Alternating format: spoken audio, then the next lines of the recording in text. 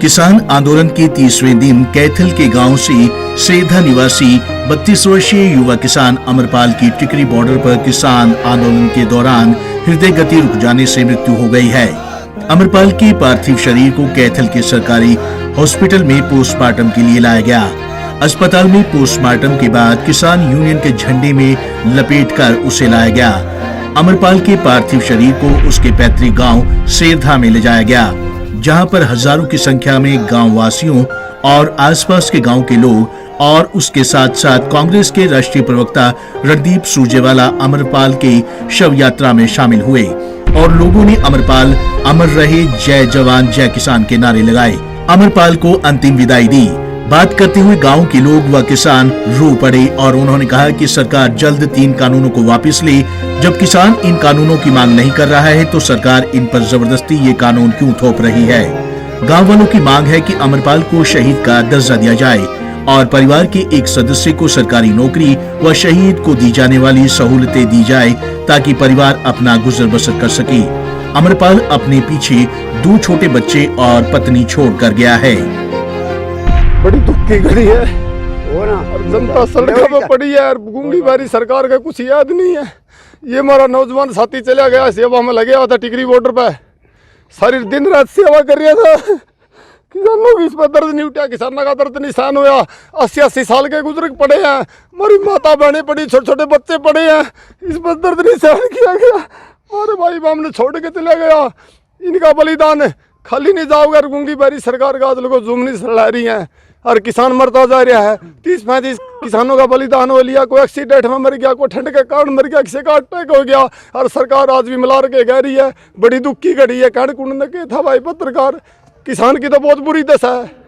किसान के साथ जिसका लाल गया के रह गया भाई, छोटे छोटे बच्चे हैं कि जो आज हमारा भाई हमें छोड़कर चला गया, बहुत ही दुख की घड़ी है। छोटे छोटे 2 बच्चे हैं, इसी उम्र में इसके पिताजी गुजरे थे। इसी ऊपर को दुख की घड़ी नहीं हो सकती और हम सरकार से चाहते हैं वे जल्दी से जल्दी 3 काले कानून वापस किए जाएं, वरना इनकी हम जो शहादत हुई है इनको व्यर्थ नहीं जाने देंगे। एक का बदला, जो वो कहता था नहीं, एक के बदले 10 सिर, फिर वही करेंगे जब अपने यहाँ पाएंगे। उन 3 लोगों को जगह नहीं मिलेगी और भाई तो शहादत शहीद का दर्जा दिया जाए, एक सरकारी नौकरी और उसको ज़्यादा से ज़्यादा उचित मुआवजा दिया जाए। वहीं रणदीप सुरजेवाला ने कहा कि सरकार जल्द 3 कानूनों को वापस ले।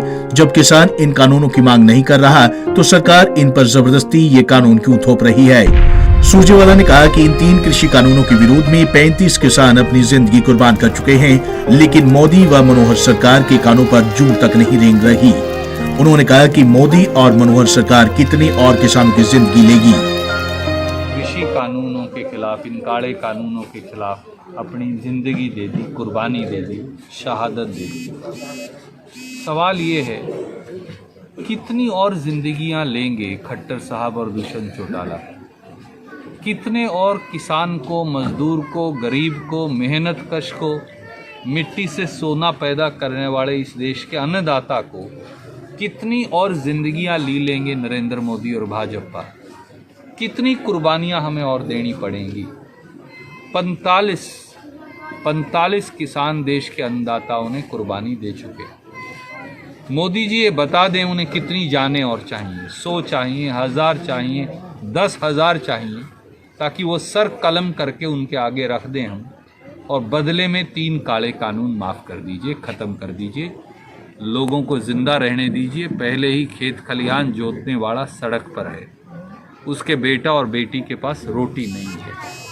1-1, 2-2, 2.5 एकड़ का ज़मींदार है जो अपने खेत के अंदर मजदूर बन गया है, और बगैर जोत वाला बहुत सारा ज़मींदार है जो पट्टे पे लेके ज़मीन पे खेती करता है। और जो हमारे SC-BC के भाई हैं जो हमारे साथ काम करते हैं वो कहाँ जाएं? इसलिए ज़िंदगी की लड़ाई है, ये कोई ज़िद नहीं है। तो मनोहर लाल खट्टर जी को भी हमें धींगा मस्त बोलना या हमें उग्रवादी और आतंकवादी बोलकर इस देश की मिट्टी का अपमान नहीं करना चाहिए। गौरतलब है कि किसान लगातार कृषि बिलों का विरोध कर रहे हैं। ऐसे में अब देखना ये होगा कि किसानों की समस्या का हल कब तक निकलता है। Bureau report, Punjab Kesari TV, Chandigarh.